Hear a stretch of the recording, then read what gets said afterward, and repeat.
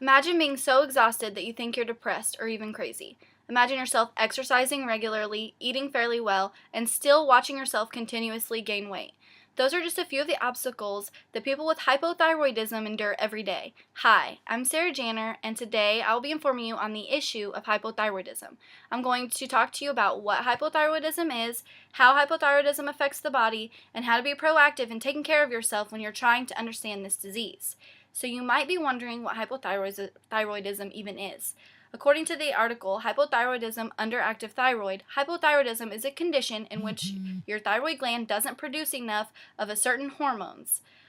Since the gland doesn't produce enough of the certain important hormones, this causes the person to have an underactive thyroid. In the same article, it's also shown that women, especially those older than 60, are more likely to have hypothyroidism. However, hypothyroidism is hereditary, so in families where it's common to have this disease, you might find out sooner or later, depending on your genetics. In my family, we usually find out between the ages of 18 to 22. So now you have a general understanding of what hypothyroidism is and how common it is to have this disease. Let's talk about how it affects the body and the symptoms that might be encountered. The symptoms and how hypothyroidism affects the body can range greatly. The symptoms can be similar to that of depression. According to the article Hypothyroidism Underactive Thyroid, symptoms include fatigue, increased sensitivity to cold, constipation, dry skin, unexplained weight gain, puffy face, hoarseness, muscle weakness, elevated blood cholesterol level, muscle aches, tenderness, stiffness, pain, stiffness or swelling in your joints, heavier than normal or irregular menstrual periods, thinning hair, slowed heart rate, depression, or impaired memory. The effect that it can have on your body is not much early on, but it definitely gets worse over time if you have not treated your disease properly. It's hard to notice and it's hard to diagnose without a blood test. So the only way to confirm that you have this disease is via blood test. In the article above, it is also stated that because of the constant stimulation of the thyroid gland, it might lead to swelling, and that's what causes the forgetfulness or the feeling of depression.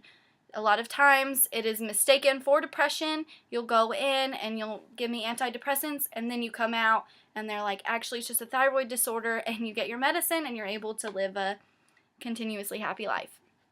So now I've went over the basics of what hypothyroidism is, as well as how to see the signs and get a firm diagnosis. I will now cover how to be proactive about taking care of yourself when you are struggling to overcome this issue. If you feel you might be experiencing the most common symptoms of fatigue, exhaustion, depression, unexpected weight gain, you should see a doctor immediately. The first step will be to get a blood test taken, as I've already stated, to make sure that your hormone levels are normal, and if they aren't, then the doctor will discuss treatment plans from then on. Depending on the severity that you have, it can range from synthetic hormones to surgery, having the thyroid removed, or hormone therapy.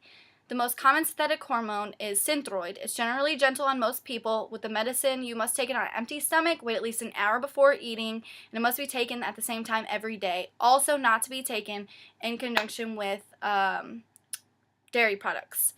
A common misconception about hypothyroidism and Synthroid is that once you start taking Synthroid, your body is 100% normal again. This assumption is incorrect. All in all, it's up to you to take care of yourself in order to be healthy against this issue. Exercise and a generally healthy diet should be taken seriously if you are diagnosed with this disease. Now that you know how to take care of yourself when confronted with this disease, let's go over what I've talked about today. Today, I've covered what hypothyroidism is by definition, as well as in layman's terms, and the symptoms you may encounter, and how to better take care of yourself when confronted with this disease. So now you know about the common yet quiet disease called hypothyroidism. Thank you for your time.